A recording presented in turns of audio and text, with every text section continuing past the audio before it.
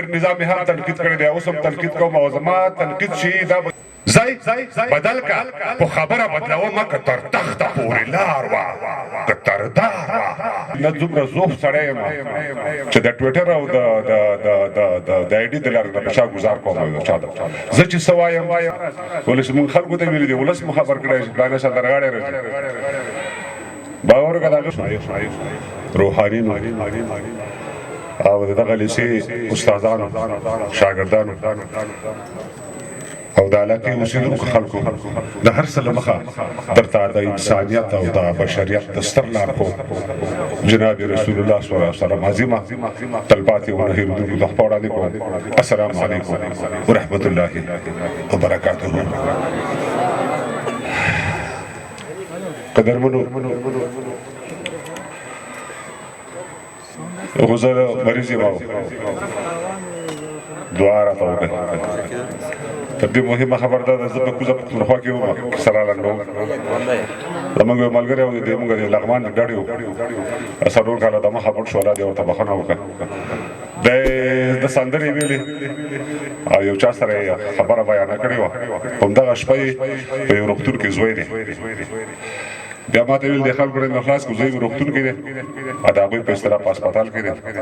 خو هغې ویل چې موږ ته به خامخا راځي، ولې چې موږ خلکو ته ویلي دي، ولس مو خبر کړی چې پلانې سندرغاړی راځي. باور وکړه د هغه زوی په روغتون کې پروت و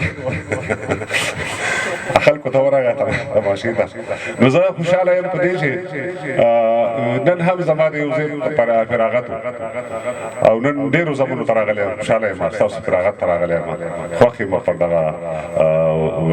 ګولې باندې څومره ملګري راټول شوي دي. د خوشحالۍ احساس کوم، که څه هم ستړی یم ډېر لرې نه راغلم. بیا هم ستاسو هغه پښتون احساس ستاسو هغه افغاني مینه د هغې بیا هم پوره وړی یم. انشاءالله که دغومره دوستان او دغومره ځوانان په یو غولې راټولېده او په موږ موخه کېدله نو زه بیا هم حاضر یم انشاءالله. او د لیسې استادانو او شاګردانو ټولو نه هیله کوم چې یو افغان فکر باندې کار وکړي، په یو مسلمان فکر باندې کار وکړي. انتظار ته مو ونه سپارو، یو ټوټه غزل در سره شریکوم. خدای وکړي چې د خوشحالۍ باعث مو مخکې ودرې.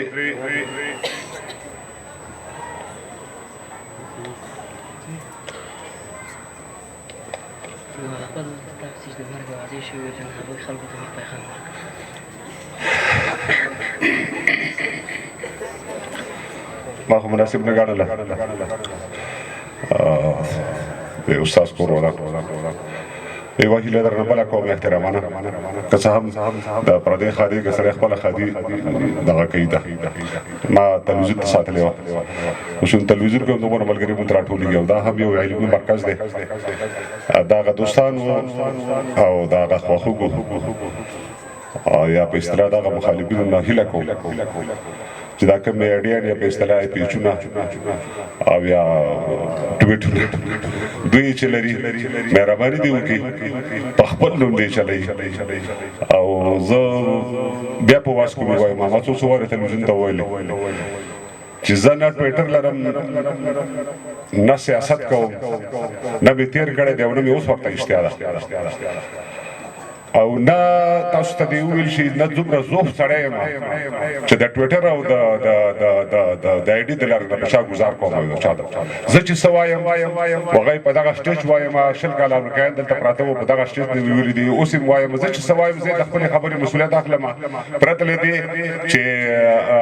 تاسو خپرونې کوئ. په یو نامه تېره ورځ مې چا دوه پوسټونه خپاره کړي وو د نظام په خلاف باندې. زه چې شی د نظام په خلاف البته یو شی چې زه نقد کوم، تنقید کوم، البته په تېر نظام هم تنقید کړی دی، اوس هم تنقید کوم او زما تنقید شي دا به اصلاحي تنقید وي. او هر هغه څوک دغومره تنقید وکړه چې په ځان کې دغومره ججورې ولي.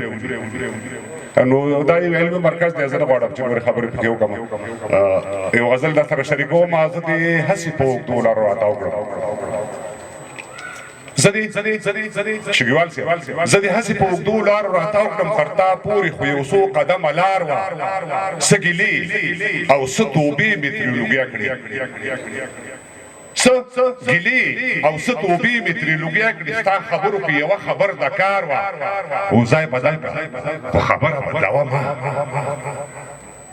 ځای بدل کا په خبره بدلومه که تر تخته پورې لار وه که تر دار وه ځای بدل کا خو خبره بدلومه که تر تخته پورې لار وه که تر دار وه سیاست خو د سرونو پیر او پلور دی خو د چا په وینو ځمکه لالهزار وه او سیاست تاریخ د تور بازار روپۍ د خو دا توره سکه هم د سور بادار وه او ستا له مخه هوا نیم پلو کړ پورته که سپوږمۍ نیمه وتلې له بادار وه او چې ملا له دې د قوم چانده کې ورکړه ستا نتکه یو چا پلورلې په ډاډار وه ستا نتکه په ډاډار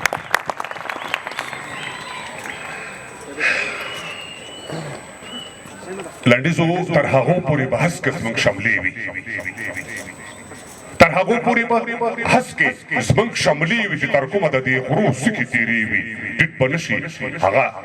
به نه شي هغه سر پر رڼو تورو چې اوبه چا یو ځل څکلې د کوکچې وي د سپین غر سپینه لمره به داغ نه کا چې خوړلې شودې د پښتنې وي د شمشاد جګې شملې او تور پټکیه په کتو درته دښمن خولې خولې وي په کتو درته دښمن خولې خولې وي ما پوری تور بستا په تور وبشي زور به د وسپنې په زور وبشي څوک په غر بدنامۍ پښېږدي او لا څوک په واړه پیغور وبشي دې ګګلیچونو ډېر کاږه وخوړل اوښې د بار سره نسکور وبشي ازادۍ ته مې نظم و البته مخکې مې ویل یو ځلې تور ټوپک چاړه او توره مې تر ملا ده تور ټوپک چاړه او توره مې تر ملا ده زه سینګار یم په سینګار د ازادۍ نه اکبر شته نه ایوب شته نه ملاله نه اکبر شته نه ایوب شته او نه ملاله لا یې پالمه یادګار د ازادۍ شاه حسین که شاه زمان که شاه اشرف و واړه تلي دي په لار د ازادۍ خوشحال خان که ایمل خان که بادشاه خان و دوی غوښتلو خپل اختیار د ازادۍ شاه شجاع کارمل او که ګټ تیمور و دا وهلي دي ازار د ازادۍ شاه شجاع کارمل سخاو که ګټ تیمور و دا وهلي دي ازار د ازادۍ وږې تږې وینې پر هر خیم چې ولاړ یم په قطار د ازادۍ مجاهده قهرمانه پر ما راشه ستا د پښو ګرد د غبار د ازادۍ مجاهده قهرمانه پر ما راشه ستا د پښو ګرد او غبار د ازادۍ ما ګټلې ما بایللې ازادي ده ما ګټلې ما بایللې ازادي د سر مې ایښی په قمار د ازادۍ